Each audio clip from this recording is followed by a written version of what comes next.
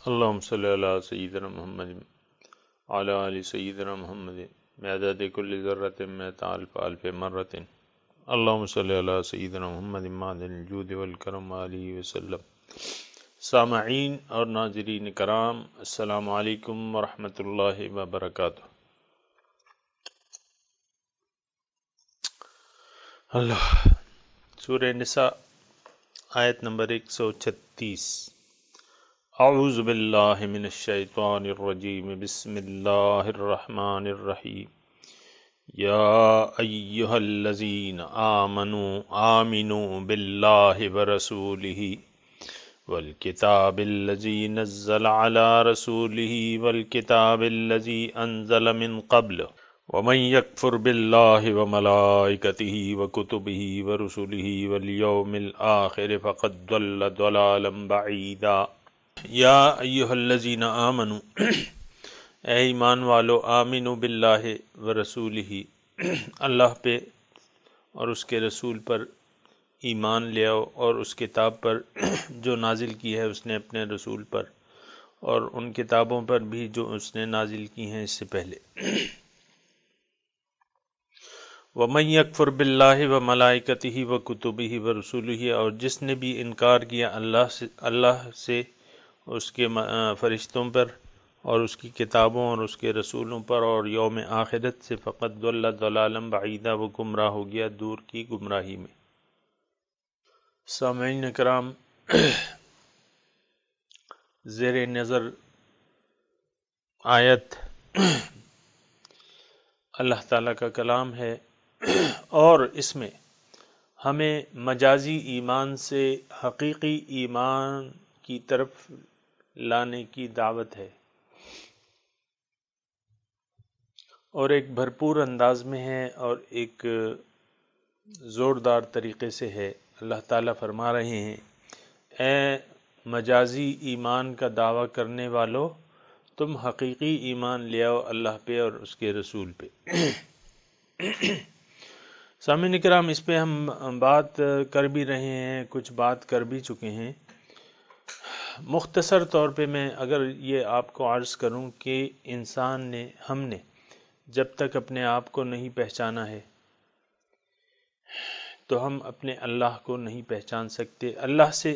اللہ اپنی پہچان کا مطلب یہ ہے کہ ہم اپنی جو حقیقت ہے اس کو ہم جان لیں کہ ہماری حقیقت کیا ہے۔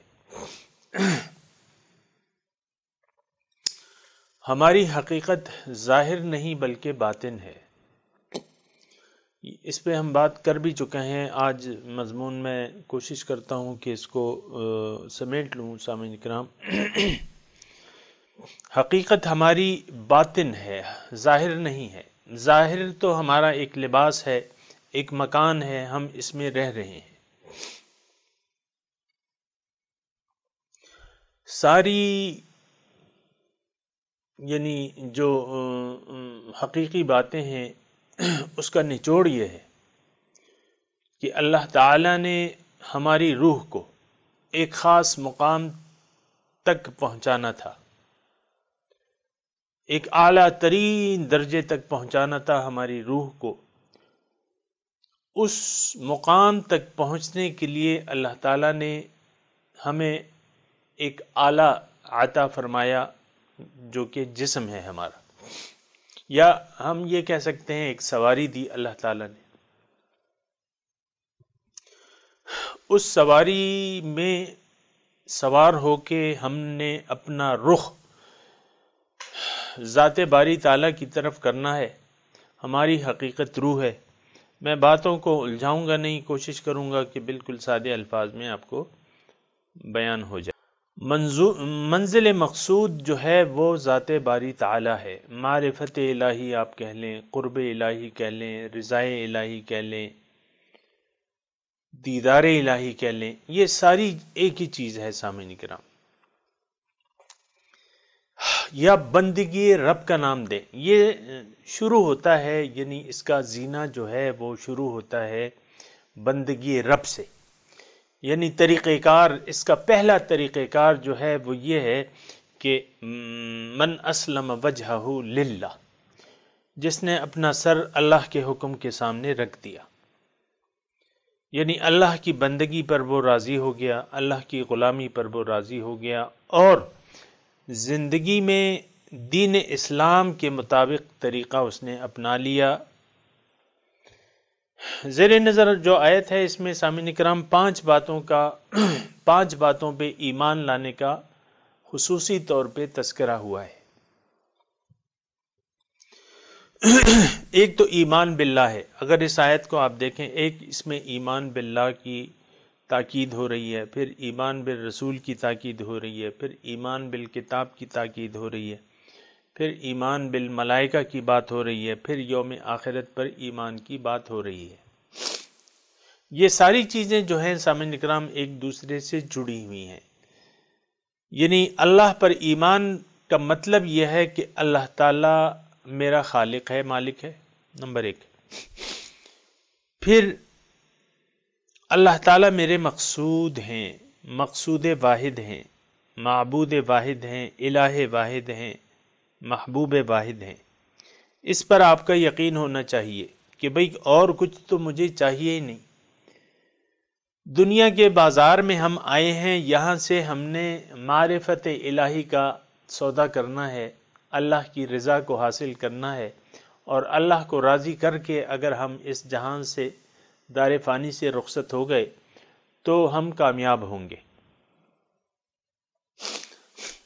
ظاہر دنیا میں سامعین کرام جب ہم رہ رہے ہیں تو یقیناً میں اس بات کو مانتا ہوں، اور یہ حقیقت ہے کہ ہمارے سامنے اور بھی کچھ ظاہری چیزیں ایسی ہیں جنہوں نے ہماری توجہ اپنی طرف کھینچ لی ہے۔ اس میں مطلب سب سے پہلے آپ کا ظاہری جسم ہے، اور ہر کوئی اپنے آپ سے، اپنے ظاہر سے محبت کرتا ہے۔ عورتیں، لڑکے، کیا عورتیں، کیا جوان، یہ سارے لوگ جو ہیں اپنے ظاہر سے محبت کرتے ہیں، ظاہر کو سنوارتے ہیں، ظاہر کو سجاتے ہیں، اور ظاہری کے پیچھے پڑے ہوئے اللہ اور ظاہر کا خیال ہے، یعنی ظاہری وجود کا۔ پھر اس کے بعد جو ہیں جو چیزیں ان سے متعلقات ہیں، مطلب بہن ہیں، بھائی ہیں، بہن بھائیوں میں محبت ہوتی ہے، پھر جب معاملہ بڑھ جاتا ہے تو میاں بیوی کا رشتہ آ جاتا ہے، ماں باپ کا رشتہ آ جاتا ہے، یہ سارے تعلقات ایک گھر میں ہوتے ہیں۔ ان سے پھر محبتیں ہوتی ہیں۔ دیکھیں بعض وقت اولاد جو ہے والدین سے بے پناہ محبت کرتی ہے، یعنی ان کے ظاہر سے محبت کرتی ہے۔ پھر ایسی چیزیں ہیں سامعین اکرام، پھر گھر سے جب باہر نکلتے ہیں تو لڑکیوں کی سہیلیاں بن جاتی ہیں، لڑکوں کے دوست بن جاتے ہیں، دوستوں کی محفلیں ہوتی ہیں، باتیں ہوتی ہیں، پھر کاروبار ہوتا ہے، اور پھر دنیاوی فائدہ اور نقصان کی سوچ شروع ہو جاتی ہے۔ جب بچہ بڑا ہو جاتا ہے تو باپ بچپن ہی سے اس کو کہ بھئی تم نے کچھ کمانا ہے، اللہ، تو پھر یہ ہے کہ ظاہری نفع فائدے کے نقصان میں انسان پڑ جاتا ہے۔ اور میں آپ کو یہ بتاؤں کہ آپ میٹرک میں جو بچے یعنی اچھے نمبر لے لیتے ہیں تو یعنی اس وقت تو ان کو پتہ نہیں ہوتا کہ اس میں کتنے سیم و زر کا کتنا دخل ہے، تو اس وقت کہتے ہیں کہ میں بڑے ہو کے وہ یعنی اخبار نویس پوچھتے ہیں کہ آپ بڑے ہو کے کیا کریں گے، یا مزید تعلیم آپ کیا کریں گے، وہ کہتے ہیں میں ڈاکٹر بن کے دکھی انسانیت کی خدمت کروں گی یا کروں گا، تو اس وقت یہ مقصد ہوتا ہے۔ لیکن جب وہ ڈگریاں لیتے رہتے ہیں، ایم بی بی ایس ہو گیا، پھر اسپیشلائزیشن ہو گئی، پھر جو ہے وہ پیسے کی جو چمک ہے ان کی آنکھوں کو خیرہ کر دیتی ہے۔ پھر آپ دیکھ لیں ہمارے اکثر، میں ہر ایک کا نہیں کہہ رہا، پانچوں انگلیاں برابر نہیں ہوتی، لیکن اکثر ڈاکٹروں کی آنکھوں کو دولت کی چمک دمک نے خیرہ کر دیا ہے۔ یعنی میں کوئی ایسے اسپیشلسٹ ڈاکٹر کو نہیں دیکھتا جو کسی غریب کا علاج مفت کرتا ہو، یا اس کو مفت دوائیاں دیتا ہو، یا مفت مشورہ کرتا ہو۔ پہلے تو آپ کو فیس بھرنی ہے، 500 ہے، 600 ہے، 300 ہے، جو بھی ہے، 1000 ہے، بعض لوگ بعض ڈاکٹروں کی 1000 ہے، 2000 ہے، مختلف ہیں، اس سے میرا کوئی تعلق نہیں ہے. لیکن یہ ہے کہ آپ اگر جائیں وہ 1000 والے فیس کہ بھئی میں غریب ہوں اور مجھے جو ہے آپ سے علاج کرانا چاہتا ہوں، تو کیا خیال ہے آپ کا؟ یعنی اکثریت کی میں ہو سکتا ہے کوئی ڈاکٹر ہو ایسا، اور ہو تو مجھے بھی ذرا اس کی اطلاع دے دیں تاکہ میں اس کا نام اشتہار اخبار میں دے دوں کہ بھئی یہ غریبوں کا علاج جو ہے وہ فری کرتے ہیں یہ ڈاکٹر صاحب، اور اتنے ڈگریاں ہیں اور یہ اتنی فیس ہے، لیکن غریبوں سے فیس نہیں لیتے بلکہ اس کو دوائیاں بھی پلے سے دیتے ہیں. ایسا کوئی ڈاکٹر آپ کی نظر میں ہو تو مجھے ضرور بتائیں تاکہ میں اس کا یعنی اس کی جو غریب لوگ ہیں اس میں ان کو اشتہار دوں اس کا. تو یہ جو چیزیں ہیں، یہ میں یہ کہہ رہا ہوں کہ یہ ظاہر کی جو چیزیں ہیں یہ ہماری آنکھیں خیرہ کر دیتی ہیں اور ساری توجہ جو ہے یہ ظاہر اپنی طرف کھینچ لیتا ہے ہماری. ظاہر کے دھوکے میں انسان پڑ جاتا ہے. اب یہ ہے نا کہ ہوا تو ایسا ہی ہے، الہاکم التکاثر حتی زرتم المقابر. اللہ تعالیٰ فرما رہا ہے کہ تکاثر، دنیا کی یعنی جمع کرنے کی خواہش نے، تکاثر نے تمہیں غفلت میں ڈال دیا ہے. یہ تو اللہ تعالیٰ فرما رہے ہیں کہ الہاکم التکاثر حتی وتحبون المال حبا جما، تم مال سے بہت محبت کرتے ہو. وَأُحْضِرَتِ الْأَنفُسُ الشُّحَّ، بخل جو ہے تمہارے نفس کی ایک خاصیت ہے. یہ ساری چیزیں ہیں، میں یہ نہیں کہہ رہا کہ یعنی جن چیزوں کی طرف ایسی بہت سی چیزیں ہیں. میں نے تو آپ کو ڈاکٹر کا نام لے لیا. ڈاکٹر صاحبان اگر کوئی سن رہے ہوں تو ناراض نہ ہوں، ایک مثال کے طور پہ میں عرض کر رہا ہوں.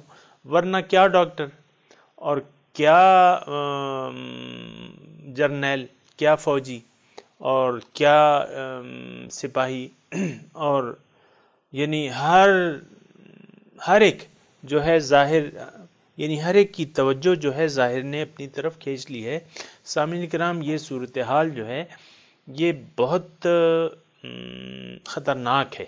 اگر ایسا ہے کہ کسی کی توجہ اگر ظاہر نے کھینچ لی اپنی طرف اور وہ ظاہری کا ہو کے رہ گیا ہے تو یہ بہت زیادہ نقصان میں پڑنے والا ہے عنقریب.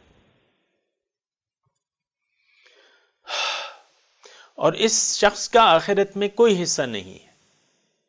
اگر دین کو اس نے ترجیح نہیں بنایا، اللہ کی بندگی کو اس نے اپنی زندگی کی ترجیح اول نہیں بنایا، حضور صلی اللہ علیہ وسلم کی سنت کی پیروی اس نے اپنی زندگی کی ترجیح اول نہیں بنایا، اگر یہ زندگی آخرت کے لیے نہیں گزار رہا، اگر قرآن کو اس نے ثانوی حیثیت دی ہے، تو آخرت یہ تصور نہ کرے کہ آخرت میں مجھے کچھ مل جائے گا. آخرت میں اس کو کچھ بھی نہیں ملے گا، ککھ نہیں ملے گا. یہ بڑی، میں آپ کو ایک بات کہہ رہا ہوں، ہو سکتا ہے بعض لوگوں کے یعنی کانوں کو یہ بات تھوڑی سی عجیب لگے، لیکن قرآن اس پر شاہد ہے کہ اگر ظاہر نے آپ کی توجہ اپنی طرف کھینچ لی ہے اور آپ ظاہری کے ہو کے رہ گئے، قرآن اس پر شاہد ہے کہ ما لہو فی الآخرۃ من خلاق، اس کا آخرت میں کوئی حصہ نہیں. وَمِنَ النَّاسِ مَن يَقُولُ رَبَّنَا آتِنَا فِي الدُّنْيَا حَسَنَةً. سورہ بقرہ دیکھ سکتے ہیں آپ. لوگوں میں سے بعض ایسے ہیں جو یہ کہتے ہیں، لفظی ترجمہ کہہ رہا ہوں، پھر میں تھوڑی سی اس پہ بات بھی کروں گا، جو یہ کہتے ہیں ربنا آتنا فی الدنیا حسنہ وما لہ فی الآخرۃ من خلاق. لوگوں میں سے بعض ایسے ہیں کہ جو کہتے ہیں کہ اے ہمارے رب دے دے ہمیں دنیا ہی میں، آخرت میں ما لہ فی الآخرۃ، آخرت میں ان کا کوئی حصہ نہیں. سامعین کرام، ذرا غور کریں، توجہ کریں، متوجہ ہو جائیں. دنیا رہنے والی ہے، آخرت باقی ہے، جو ہمارے پاس ہے ختم ہونے والا ہے، اللہ کے پاس جو ہے وہ باقی رہنے والا ہے۔ تو اس آیت میں جو آپ کو میں نے پڑھ کے سنائی، اس میں اللہ تعالیٰ فرماتا ہے کہ ایسے لوگ جو یہ کہتے ہیں، اب یہاں یقول و الفاظ آئیں، میں یقول و ربنا آتنا فی الدنیا، اے ہمارے رب دے دے ہمیں، جو یہ کہتے ہیں کہ دے دے ہمیں دنیا میں حسنہ، بھلائی ہمیں دنیا میں دے دے، اس کا مطلب یہ نہیں ہے کہ وہ زبان سے بھی یہ کہتے ہیں، اس کا مطلب یہ ہے سامعین کرام کہ ان کی ساری توجہ جو ہے ظاہر کی طرف ہے، ان کے زندگی گزارنے کا مقصد دنیا کی بھلائیوں کو سمیٹنا ہے۔ ہائے پیسہ، ہائے پیسہ، ہائے پیسہ، ہائے دنیا، یعنی دنیا کی بھلائیاں۔ اب دنیا کی بھلائیاں مختلف ہو سکتی ہیں، مختلف ہو سکتی ہیں۔ زن مرید شوہر بھی ہو سکتے ہیں، اور شوہر کو چاہنے والی عورتیں بھی ہو سکتی ہیں۔ میں یہ نہیں کہہ رہا کہ یہ محبت جو ہے یہ نامناسب ہے، ہونی چاہیے، فطری چیز ہے، لیکن میں صرف یہ کہہ رہا ہوں، میری بات سمجھنے کی کوشش کریں کہ ظاہر، یہ لوگ صرف ظاہر کے ہو کے رہ گئے اور کوئی مقصد ہی نہیں ہے ظاہر کے سوا۔ لم یرد الا الحیات الدنیا، صرف دنیا کی زندگی کے طالب ہیں۔ تو یہ لوگ جو ہیں سامعین کرام، اب چاہے اس نے کلمہ پڑھا ہے یا نہیں پڑھا، اس سے کوئی سروکار نہیں ہے۔ اللہ تعالیٰ فرما رہا ہے اگر کوئی کسی شخص کا یہ عمل ہے کہ وہ دنیا ہی کا طالب بن کے رہ گیا ہے، ربنا آتنا فی الدنیا حسنہ، دنیا ہی کا طالب بن کے رہ گیا ہے، اس کے لیے چونکہ اور کچھ آخرت کا تو وہ طالب نہیں ہے، تو ما لہ فی الآخرہ، اس کو آخرت میں ملے گا کیا؟ وہ تو طالب ہی نہیں ہے، وہ کچھ کوشش ہی نہیں کر رہا آخرت کے لیے، آخرت اس کا مقصود نہیں ہے، زندگی کے ٹائم ٹیبل میں اس کے لیے آخرت کے لیے وقت نہیں ہے، وقت نہیں ہے میرے پاس، ساری توجہ، ساری مصروفیات ظاہر کی ہے۔ اللہ اللہ اللہ۔ تو بات یہ ہے کہ یہ ایک خطرناک روش ہے سامعین کرام۔ اگر کوئی ہے ایسا جو جس کی زندگی کا مقصد دنیا سمیٹنے کے علاوہ، دنیا کے فائدہ، دنیا کی بھلائیاں سمیٹنے کے علاوہ کچھ بھی نہ ہو، تو یہ انسان نقصان میں ہے، کوئی بھی ہو وہ، چاہے بھلے اس نے کلمہ پڑھا ہے، بھلے وہ 5 وقت کی نماز بھی پڑھ رہا ہے، بھلے وہ روزے رکھ رہا ہے، بھلے وہ حج کر رہا ہے، لیکن مقصد آخرت نہیں ہے۔ بہت سے لوگ سامعین کرام ایسے ہیں جو محض عادت کے طور پہ انہوں نے نماز روزے کو اپنایا بھائی، کوئی مقصد نہیں ہے دین سے ان کے، نہ انہوں نے اپنے آپ کو پہچانا ہے، نہ کلمے کے مطلب کو پہچانا ہے، نہ دین کی حقیقت کو جانا ہے، نہ رسول پر صحیح ایمان ہے، نہ کتاب پر ایمان ہے، نہ آخرت پر ایمان ہے، کر رہے ہیں۔ یعنی میں دیکھتا ہوں کچھ لوگ ایسے ہیں جو دنیا دار ہیں، دنیا ہی کو چاہنے والے ہیں، لیکن وہ نماز بھی پڑھ رہے ہیں۔ کیوں؟ کہ ان کے ابا نے ان کو نماز کی عادت ڈال دی ہے۔ وہ روزی بھی رکھ رہے ہیں، کیونکہ روزہ نہیں رکھیں گے تو منہ سوکھا ہوا نہیں لگے گا، پھر لوگ ان پہ کہیں گے کہ یار تمہارا تو بڑے فریش لگ رہے ہو، تمہارا تو روزہ نہیں ہے غالباً، تو وہ روزہ رکھ لیتے ہیں، یعنی بھوک ہڑتال کر لیتے ہیں۔ یہ میں اپنے آپ سے نہیں کہہ رہا، یعنی حضور صلی اللہ علیہ وسلم فرماتے ہیں من لم یدع قول الزور والعمل به فلیس للہ ان یدع طعامہ وشرابہ، جس نے روزے کے حقوق کو نہیں ادا کیا یا وہ نہیں ادا کر رہا، یعنی اس آیت کا مفہوم یہ ہے، تو اللہ تعالیٰ کو اس سے کوئی غرض نہیں ہے کہ اس نے اپنا کھانا پینا جو ہے وہ چھوڑ رکھا ہے۔ من لم یدع قول زور، جس نے نہیں چھوڑا جھوٹ اور اس پر عمل، والعمل بھی فلیس للہ، یعنی اب جھوٹ جو ہے، سامعین کرام تھوڑا سا آپ توجہ کریں، یعنی اللہ کے رسول کی باتوں میں بڑی حکمت ہوتی ہے۔ جھوٹ کیا چیز ہے؟ جھوٹ یہ ہے کہ آپ نے غلط مقصد زندگی بنایا ہوا ہے، دنیا مقصود نہیں ہے، آپ نے دنیا کو مقصود بنایا ہے، یہ تو جھوٹ، آپ جھوٹ بول رہے ہیں، جھوٹ پر عمل کر رہے ہیں۔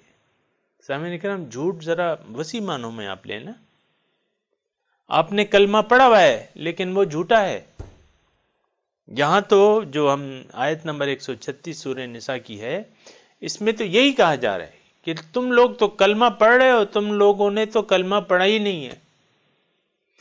اے زبانی کلمہ پڑھنے والو، تم صحیح طریقے سے ایمان لے آؤ اللہ پہ اور اس کے رسول پہ۔ سامعین کرام، وہی لوگ مخاطب ہیں۔ تو بات یہ ہے کہ بہت سے، یعنی ہماری، اگر آپ یہ دیکھیں آج کا جو مسلمان ہے اس کی اکثریت، وہ ان کی زندگی جھوٹ پر، بنیاد جو ہے جھوٹ پہ ہے۔ سب سے بڑا جھوٹ کیا ہے کہ اللہ کا کوئی شریک نہیں ہے، آپ نے اللہ کا شریک بنایا، نفس کو آپ اللہ کی الوہیت میں شریک کر رہے ہیں، نفس کا کہنا مان رہے ہیں، من چاہی زندگی گزار رہے ہیں، نفس کے کہنے پر چل رہے ہیں، نفس کا کہنا مان رہے ہیں، یہ تو جھوٹ ہے۔ نفس تو معبود نہیں ہے۔ ارأیت من اتخذ الہہ ہواہ، کیا دیکھا ہے تم نے اس شخص کو جس نے اپنے خواہشات کو اپنا معبود بنا لیا ہے؟ تو اگر یہ سامعین اکرام زبان سے کہنا ضروری نہیں ہوتا، اصل جو چیز ہے وہ عمل ہے۔ یہ آپ نوٹ کر لیں یہ بات۔ اللہ تعالیٰ نے جہاں بھی ایمان کا تذکرہ کیا ہے، ساتھ عمل صالح کی شرط لگائی ہے۔ عمل صالح کے بغیر دعوی ایمان کرنے والا جھوٹا ہے۔ عمل صالح کے بغیر ایمان مقبول ہی نہیں ہے۔ الا الذین آمنوا وعملوا الصالحات۔ تو یہ باتیں جو ہیں یہ نوٹ کرنے کی ہیں، سوچنے کی ہیں، فکر کی ہیں، اس میں سوچنا چاہیے۔ تو یہ زیر نظر جو آیت ہے، اس میں 5 باتوں پر ایمان لانا ضروری اللہ تعالیٰ نے ارشاد فرمائے، اس پر صحیح طریقے سے ایمان لے آؤ۔ اے زبانی دعویٰ کرنے والو، ان 5 چیزوں پر صحیح ایمان لے آؤ۔ اب اگر آپ دیکھیں، یعنی ہم اور آپ دیکھیں تو اس میں یعنی اپنا محاسبہ کریں، آیا ہمارا رسول پر صحیح ایمان ہے؟ نہیں ہے۔ کتاب پر ایمان ہے؟ نہیں ہے۔ ملائکوں پر ایمان ہے؟ نہیں ہے۔ یوم آخرت پر ایمان ہے؟ نہیں ہے۔ یوم آخرت پر ایمان یعنی یقین نہیں ہے۔ اس کی وجہ یہ ہے سامعین کرام، آپ میری باتوں کو یعنی اتنا تعجب انگیز نہ سمجھے، میں جو کہہ رہا ہوں وہ اس کی تفصیل بھی بیان کر رہا ہوں، اور میں صرف اختصار سے میں آپ کو یہ کہتا ہوں کہ ہمارا عمل ہمارے عقیدے کی گواہی دیتا ہے، اور اصل چیز جو ہے وہ عمل ہے۔ انسان کا عمل شہادت دیتا ہے، عمل جو ہے انسان کے نظریے کی شہادت دیتا ہے۔ اگر آخرت پر ہمارا ایمان ہوتا تو ہم زندگی آخرت کے لیے گزارتے۔ ہم تو دنیا کے پیچھے لگے ہوئے ہیں۔ میں یہ نہیں کہہ رہا کہ دنیا کو چھوڑ دینا چاہیے، میں یہ کہہ رہا ہوں کہ مقصد زندگی دنیا نہیں ہونی چاہیے، آخرت ہونی چاہیے۔ الدنیا دار لمن لا دار لہ ومال لمن لا مال لہ۔ دنیا، کیونکہ دنیا اس کا گھر ہے جس کا کوئی گھر نہ ہو۔ دار لمن لا دار لہ مال لمن لا مال لہ۔ دنیا اس کا گھر ہے جس کا کوئی گھر نہ ہو، اس کا مال ہے جس کا کوئی مال نہ ہو۔ ہم تو دنیا کے مال و متاع کے پیچھے پڑے ہوئے ہیں، ایک دوڑ لگی ہوئی ہے سامعین کرام۔ آج معاشرے کی دوڑ مال و زر کے سمیٹنے میں لگی ہوئی ہے، خواہ کوئی بھی وہ، آپ یعنی سرکاری ملازم ہے یا کاروباری شخص ہے، آپ دیکھتے ہیں صبح جاتے ہیں شام کو آتے ہیں۔ میں صرف یہ کہہ رہا ہوں کہ ہمارا عمل جو ہے وہ ہمارے عقیدے کی، ہمارے نظریے کی، ہمارے یقین کی گواہی دیتا ہے۔ میں یہ کہہ رہا ہوں کہ آخرت پر ہمارا ایمان نہیں ہے، نہیں ہے۔ اس کا آپ کہیں گے بھئی اس کا ثبوت کیا ہے؟ میں یہ کہہ رہا ہوں کہ ہمارے ٹائم ٹیبل میں جو روزمرہ کا ٹائم ٹیبل ہے، آخرت کے لیے کوئی حصہ نہیں ہے۔ بس دنیا کے پیچھے لگے، بھئی دنیا نہ ہوئی،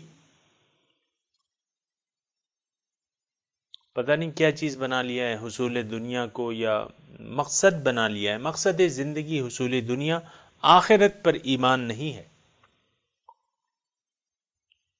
پھر ملائکوں پر ایمان، اس کا میں ابھی ذکر کرتا ہوں، پہلے کتاب کا ذکر کر لوں کہ کتاب پر ہمارا ایمان نہیں ہے۔ آج اس کتاب کو ہم نے اپنی پیٹھ پیچھے ڈالا ہوا ہے، اور ایسا لگتا ہے کہ یہ ایک بوجھ ہے جو ہم نے اٹھایا ہوا ہے۔ یعنی قرآن کو چھوڑتے بھی نہیں بن رہی، اس پر عمل بھی نہیں کرتے، لیکن اس سے انکار بھی نہیں کرتے۔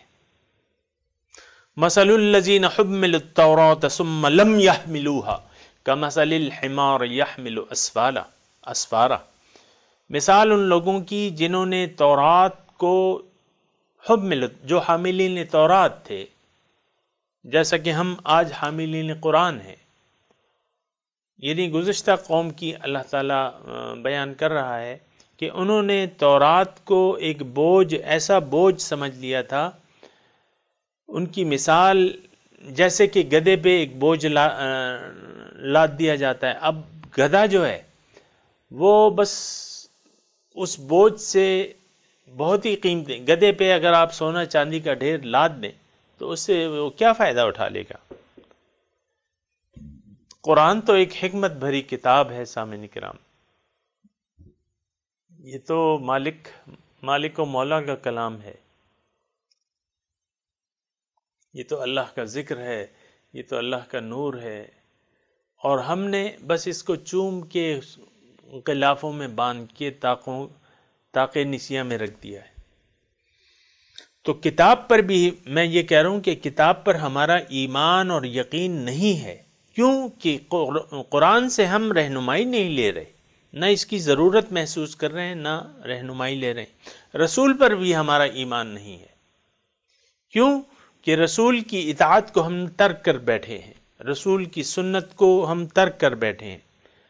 حکم کیا ہے؟ حکم تو یہ ہے کہ ما آتاکم الرسول فخذوہ وما نہاکم عنہ فانتہوا، جو تمہیں رسول دے دے اس کو لے لو، اور جس سے تمہیں روکے اس سے رک جاؤ۔ لیکن جس چیز سے ہمیں رسول، آج آپ دیکھ لیں، جس چیز سے رکنے کا ہمیں حکم دیا ہے اس کو تو ہم لینے کے لیے تیار ہیں، اور جس چیز کو کرنے کا حکم ہے اس چیز کو ہم نہیں کرتے۔ سامعین اکرام، یہ آج ایک حقیقت کے طور پہ میں آپ کے سامنے کہہ رہا ہوں، ایسے ہی ہے بالکل۔ اگر کسی نے رسول کے حکم کو لیا ہوا ہے، اس کے کہنے پر عمل کر رہا ہے، اس کے روکنے پر رک گیا ہے بعض کاموں سے، تو یہ لوگ جو ہیں یہ اچھے اشخاص ہیں، یہ صالحین ہیں، یہ شہداء ہیں، گواہ ہیں، عملی نمونہ ہیں، اچھی بات ہے۔ لیکن عام معاشرے کی میں بات کر رہا ہوں، جس معاشرے میں میں اور آپ رہ رہے ہیں، اس معاشرے کی بات کر رہا ہوں کہ ہم رسول جو ہمیں کہہ رہے ہیں اس کو ہم کرنے کے لیے تیار نہیں ہیں۔ مثال کے طور پہ میں عرض کروں، من ذاق طعم الایمان من رضی باللہ ربا وبالاسلام دین وبمحمد نبی۔ پھر اللہ کے رسول فرماتے ہیں کہ من احب للہ وابغض للہ واعطى للہ ومنع للہ فقد استکمل الایمان، جس نے محبت کی اللہ کے لیے، احب للہ وابغض للہ، نفرت کی، بغض رکھا اللہ کے لیے، اعطى للہ، منع للہ، دیا اللہ کے واسطے، اللہ کی راہ میں، منع کیا اپنے، یہ اس نے اپنے ایمان کو کامل کر لیا۔ اب ظاہر ہے کہ یہ اس طرف ہماری حضور صلی اللہ علیہ وسلم اس طرف ہماری توجہ دلا رہے ہیں کہ بھئی تم محبت کرو تو اللہ کے وجہ سے کرو، اللہ کے لیے کرو، اللہ سے محبت کرو۔ دیگر اشیاء سے اگر تم محبت رکھتے ہو تو اللہ کی وجہ سے کرو۔ اگر کسی سے نفرت کرتے ہو، پسند نہیں کرتے، اللہ کی وجہ سے کرو۔ کسی کو دیتے ہو تو اللہ کی وجہ سے دو، کسی سے روکتے ہو اپنا مال تو اللہ کی وجہ سے روکو، تو تمہارا دین کامل ہو جائے گا۔ اب اس حدیث کے یعنی اپنے اوپر لاگو اگر ہم کریں تو دیکھیں، ہم محبتیں جو ہیں اپنی مرضی سے کرتے ہیں۔ مال سے محبت ہے، آپ تو انکار اس لیے نہیں کر سکتے کہ اللہ تعالیٰ فرما رہے ہیں تحبون المال حبا جما، مال سے تم پکی محبت کرتے ہو، تو مال سے ہم محبت کرتے ہیں، اللہ کی وجہ سے نہیں کرتے۔ پھر جو دوستیاں کرتے ہیں وہ اللہ کی وجہ سے نہیں کرتے، یہ شخص مجھے پسند ہے، یہ پسند ہے، یہ نہیں، اپنی بس دوستیاں آپ دیکھیں اللہ کی وجہ سے ہم نہیں کرتے، نفرت بغض اللہ کی وجہ سے نہیں کرتے۔ حالانکہ آپ ہر روز نماز میں نخلع و نترک من یفجرک،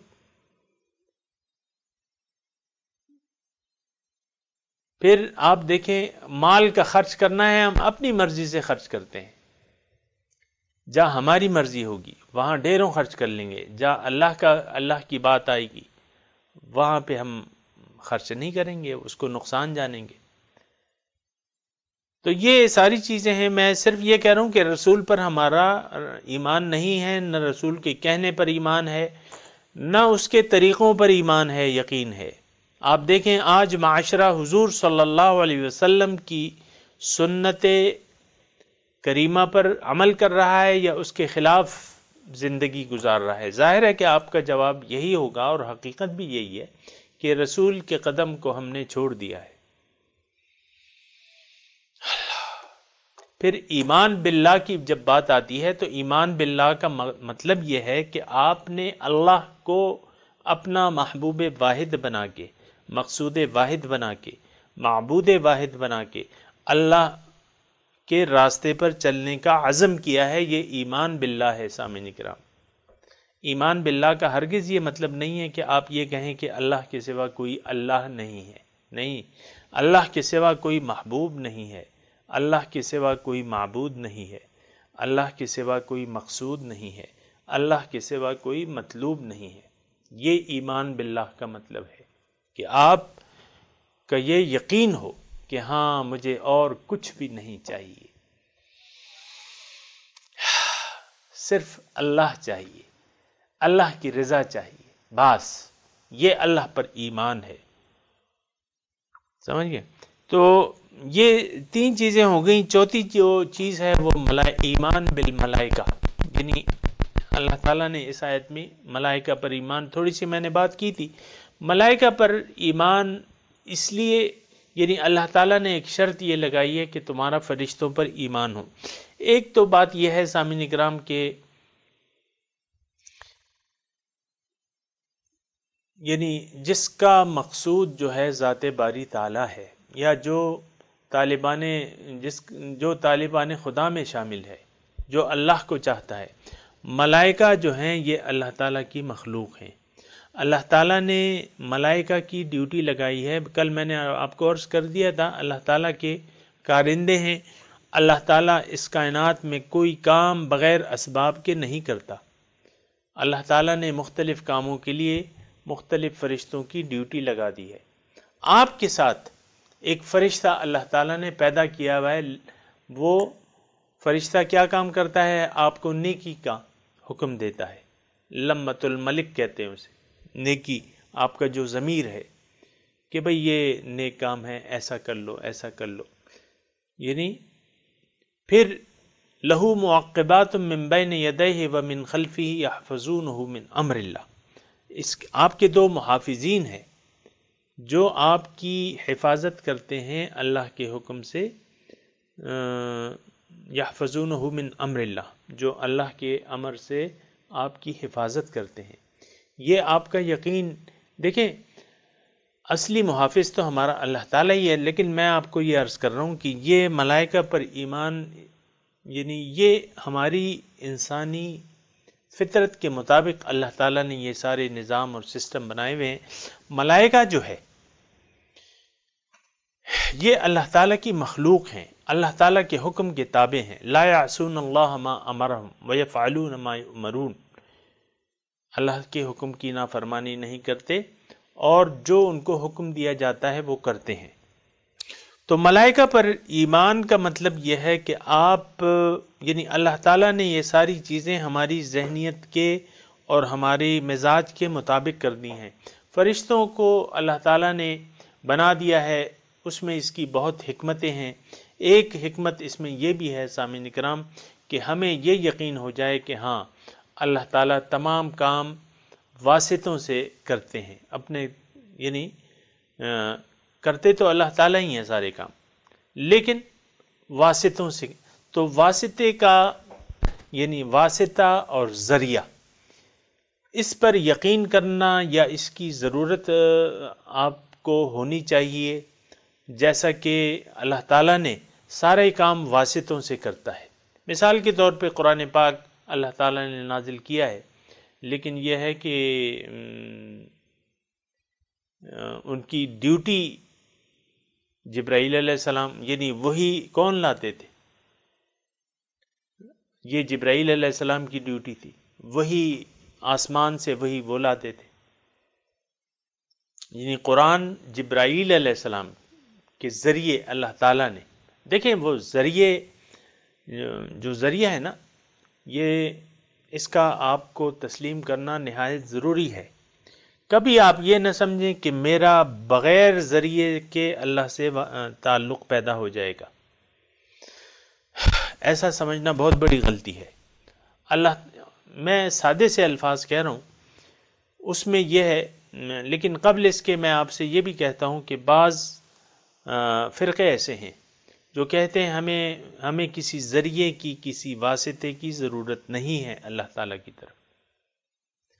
تو یہ بات جو ہے وہ ناواقفیت کی بنا پر یہ بات کہتے ہیں، اور اللہ تعالیٰ نے ہر کام کے لیے ایک ذریعہ پیدا کیا ہے۔ تو ذریعہ اور واسطہ، اس پر آپ کا پورا یقین ہونا چاہیے کہ اللہ تعالیٰ نے سارے کام ذرائع سے کیے ہیں، تو آپ بھی اپنے سارے کام جو متعلقات ہیں اللہ تعالیٰ کی طرف، تو اس میں پھر ذرائع ہوتے ہیں۔ دیکھیں عبادت جو ہے یہ بھی ایک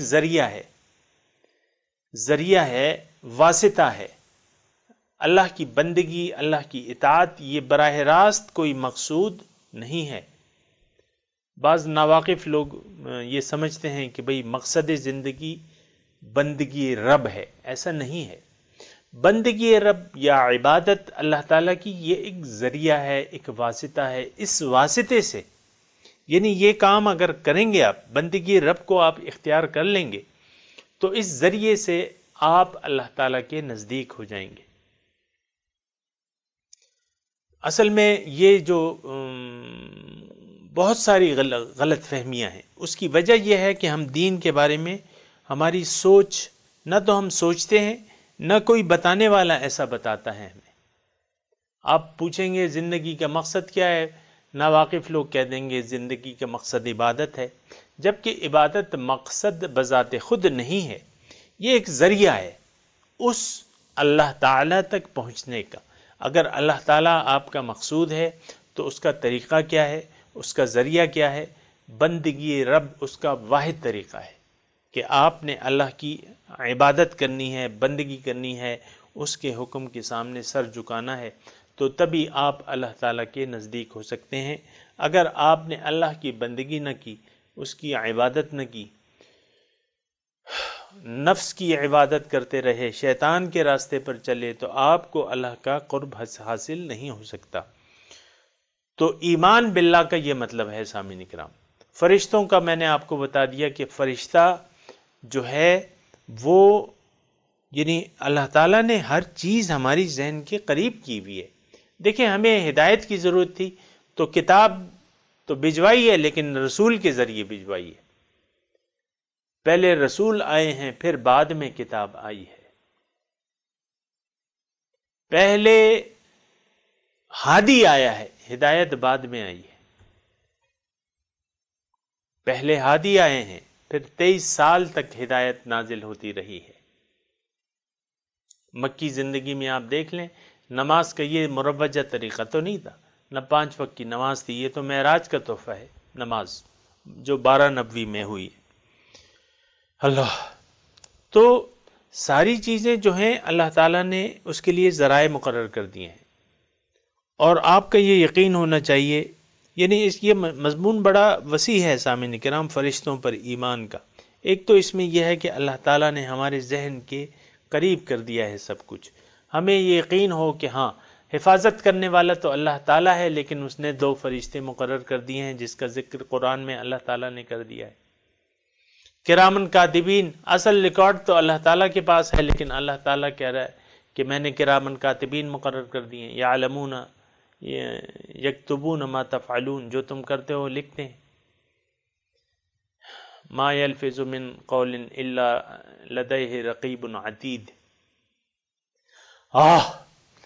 زبان سے آپ جو لفظ بھی نکالتے ہیں اس کے آگے ایک لکھنے والا، اس کو اچکنے والا ہوتا ہے، وہ فرشتے ہیں، وہ لکھ لیتے ہیں۔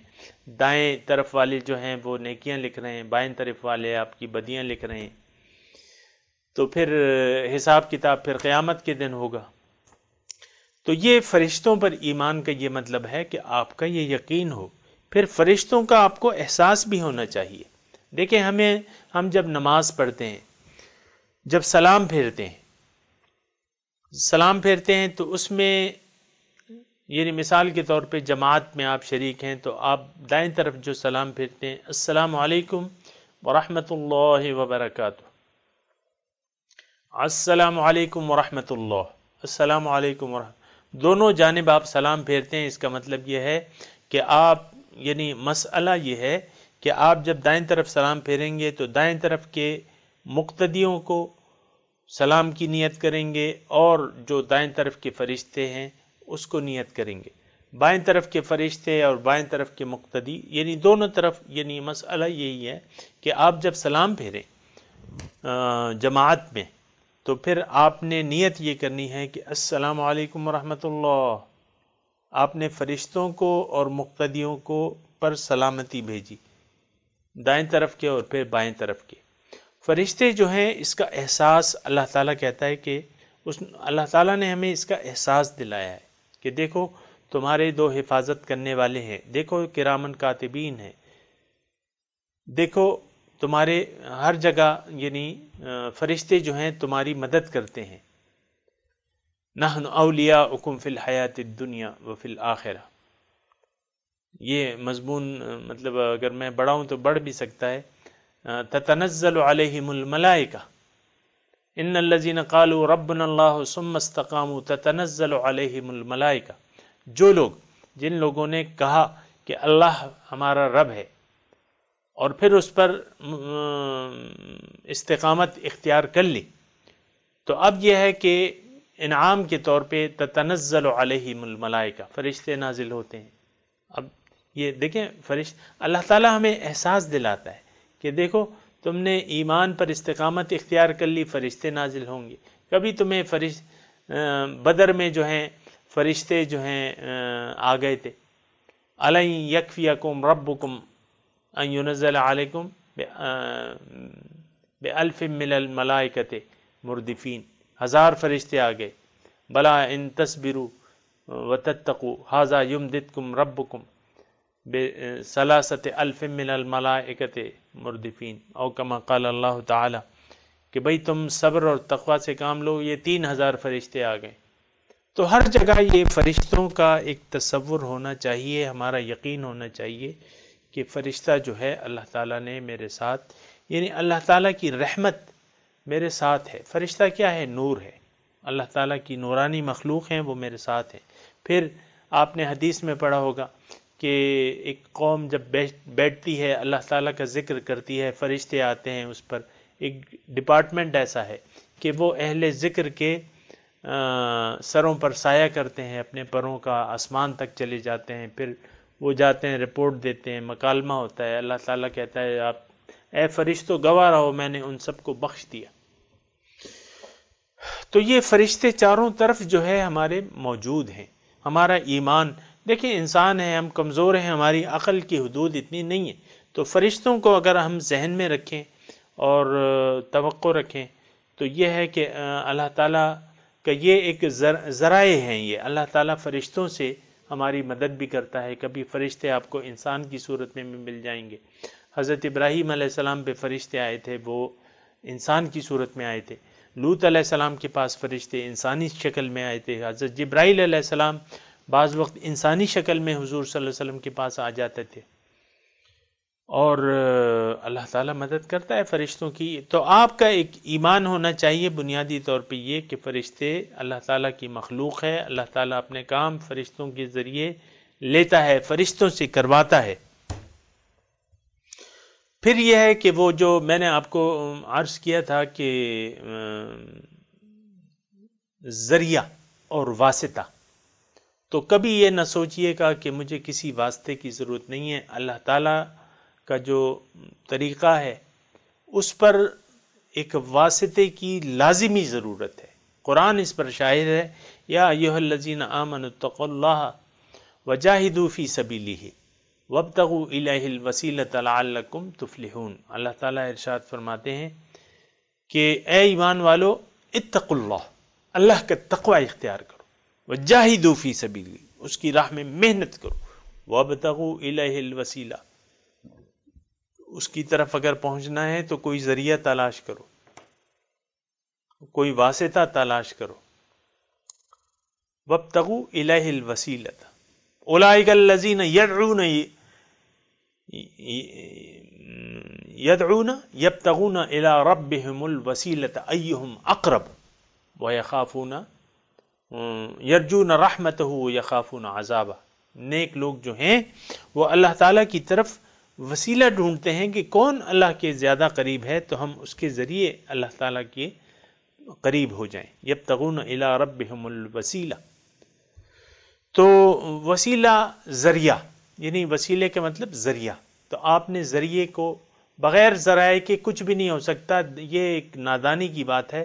سامعین اکرام، دنیا کا کوئی کام جو ہے بغیر وسیلے اور ذریعے کے آپ کر ہی نہیں سکتے. پہلی جماعت، دوسری جماعت، تیسری جماعت، چوتھی جماعت، ساری جماعتیں آپ کو وسیلے اور ذریعے کی ضرورت ہوتی ہے، استاد کی ضرورت ہوتی ہے، مرشد کی ضرورت ہوتی ہے. کوئی ایسی کلاس کا آپ تصور نہیں کر سکتے کہ اس میں آپ سبق پڑھیں اور اس کا کوئی استاد نہ ہو. کتنی جہالت کی بات ہے کہ آپ سبق پڑھنا چاہ رہے ہیں استاد کے بغیر. نہیں، وسیلہ، ذریعہ. اور کونوا مع الصادقین کا لفظ جو ہے اشارہ کرتا ہے کہ سچوں کی معیت اختیار کر لو. اللہ تعالیٰ فرماتا ہے یا ایھا الذین آمنوا اتقوا اللہ وکونوا مع الصادقین، اے ایمان والو اللہ کا تقوی اختیار کر لو اور سچوں کی معیت اختیار کر لو. سچوں کے ساتھ رہنا شروع کر دو، ان کی صحبت اختیار کر لو. تو صحبت صالح ترا صالح کنت، نیکوں کی صحبت تمہیں نیک بنا دے گی. صحبت کا اثر ہوتا ہے، حضور فرماتے ہیں کہ صحبت کا اثر یعنی مثال کے ذریعے دیتے ہیں کہ مثال اچھی اور بری صحبت کی حضور مثال دیتے ہیں کہ بری صحبت کی، اچھی صحبت کی مثال یہ ہے کہ آپ ایک عطار کے پاس جائیں، خوشبو والے کے پاس جائیں تو اور اس کے پاس بیٹھیں تو یا تو آپ کو وہ خوشبو دے دے گا، ورنہ آپ کو وہ خوشبوئیں جتنی آپ دیر بیٹھیں گے وہ خوشبوئیں آئیں گی. اور جاتے ہوئے ہو سکتا ہے وہ ایک روئی میں تھوڑا سا عطر لگا کے آپ کے کان میں رکھ دے تاکہ آپ. تو یہ صحبت کا اثر. اور بد صحبت کا حضور نے اثر یہ بیان کیا ہے کہ گویا کہ آپ ایک ایسی دکان میں بیٹھے ہیں جہاں لوہے کو تپایا جاتا ہے، وہاں گرم کیا جاتا ہے لوہے کو، بھٹی ہے وہاں لوہے کی، تو وہاں ظاہر ہے کہ وہ بدبو ہوتی ہے لوہے کی. پھر کوئی چنگاری، یعنی ایک تو یہ ہے کہ آپ کو وہاں بدبو محسوس ہوگی، بو محسوس ہوگی ہے کہ اور اگر کوئی نقصان نہ ہو تو ہو سکتا ہے ایک چنگاری اڑ کے آپ کے کپڑوں پہ داغ ڈال دے. لوہے کی جو بھٹی وہ سلگا رہا ہے یا وہ لوہے کو کوٹ رہا ہے، گرم لوہے کو. تو ہو سکتا ہے ایک چنگاری آپ کے کپڑوں کو آ کے جلا دے۔ تو اس طرح حضور صلی اللہ علیہ وسلم نے مثال بیان کی ہے۔ تو اچھی صحبت ضروری ہے، اللہ والوں کی صحبت ضروری ہے، اور اللہ والوں کے ساتھ ان کی معیت جو ہے وہ بہت زیادہ ضروری ہے۔ سامعین اکرام، کبھی اس غلطی میں نہ پڑ جائیے گا کہ مجھے کسی وسیلے کی، کسی ذریعے کی ضرورت نہیں ہے، بس میں جانوں اور میرا خدا۔ یہ بہت بڑی غلطی ہے، قرآن کے اصول سے خلاف ہے یہ طرز عمل۔ میں یہ نہیں کہہ رہا کہ آپ کسی یعنی خیر وہ باتیں تو میں نہیں کرتا، لیکن میں تو حقیقت آپ کے سامنے بیان کر رہا ہوں۔ اللہ تعالیٰ فرماتا ہے وَاتَّبِعْ سَبِيلَ مَنْ أَنَابَ إِلَيَّ، آپ اس شخص کے راستے کی پیروی کریں جو میری طرف رجوع کر چکا ہے۔ وَاتَّبِعْ سَبِيلَ مَنْ أَنَابَ إِلَيَّ، تو اللہ تعالیٰ نے تو ایسا نہیں کہا ہے کہ بس تم براہ راست آ جاؤ اور نہ نیک بندوں سے ملو، نہ اس سے ملو، نہ اس سے ملو۔ یہ قرآنی تصور بلکہ عقل سے خلاف ہے یہ بات کہ بغیر کسی واسطے کے یا ذریعے کے آپ اللہ تک رسائی حاصل کر سکیں۔ دیکھیں اللہ تعالیٰ نے مخلوق کو بلانا تھا، اس کے لیے وسیلہ رسول جو ہے وسیلہ ہے۔ سب سے پہلا وسیلہ ذریعہ رسول کی ذات ہے۔ رسول کے بغیر آپ تصور کر سکتے ہیں کسی چیز کا؟ ظاہر ہے کہ نہیں تصور کر سکتے۔ رسول ہی آپ کو پہنچائے گا اللہ کی ذات میں۔ اب رسول تک پہنچانے والے کون ہیں؟ وہ یہی اہل اللہ ہیں جو نائب رسول ہیں۔ اور حضور صلی اللہ علیہ وسلم فرماتے ہیں کہ علماء و امتی کا انبیاء بنی اسرائیل، میری امت کے علماء جو ہیں وہ ان کا کردار جو ہے بنی اسرائیل کے علماء کا ہے۔ علماء و امتی، میری امت کے علماء جو ہیں وہ انبیاء کی طرح ہیں بنی اسرائیل کے، یعنی وہ نبیوں کا کام کرتے ہیں۔ ظاہر ہے کہ ہر اللہ والا جو ہے آپ کو اللہ کی طرف دعوت دے گا، اور وہ تو شیطان ہے کہ جو اللہ والے کا روپ دھار کے اپنی بندگی کی دعوت دے آپ کو اور شریعت کے راستے سے آپ کو ہٹائے، وہ تو شیطان ہے۔ اس کی میں بات نہیں کر رہا، میں تو اللہ والوں کی بات کر رہا ہوں، میں تو سچوں کی بات کر رہا ہوں، میں تو اولیاء اللہ کی بات کر رہا ہوں۔ تو اولیاء اللہ سے تعلق رکھنا سامعین کرام، یعنی اگر آپ اپنی اصلاح نفس چاہتے ہیں، تزکیہ نفس چاہتے ہیں، اللہ کے قریب ہونا چاہتے ہیں، تو سب سے پہلے آپ کو ایک ذریعہ ڈھونڈنا ہوگا قرآن کی اور اس کی ہدایت کی روشنی میں۔ تو یہ کوئی ایسی بات نہیں ہے کہ جو انوکھی بات ہے سامعین کرام۔ بعض لوگوں نے اصل میں دین کی ناسمجھی ہے اور کچھ بھی نہیں ہے۔ یعنی جو بھی ہیں، میں یہ نہیں کہہ رہا یعنی جو بعض لوگ مرشد کی تلاش کرتے ہیں لیکن اللہ کے لیے نہیں کرتے، وہ تو دنیا کے لیے کرتے ہیں۔ اکثر آپ دیکھیں مزاروں پہ جو لوگ جاتے ہیں، یہ کیا وہ مرادیں لے کے جاتے ہیں، میرے بچہ نہیں ہو رہا، میرا کام خراب ہے، میرا یہ ہے، میرا وہ ہے۔ تو سامعین کرام یہ بہت بڑی غلطی ہے۔ تو ضرورت اس بات کی ہے کہ ہم دین کی بنیادوں کو سمجھیں، دین کی ضروریات کو سمجھیں، اور اس کو سمجھ کے ایک صحیح لائحہ عمل اور طریق عمل اختیار کریں۔ وآخر دعوانا ان الحمد للہ رب العالمین۔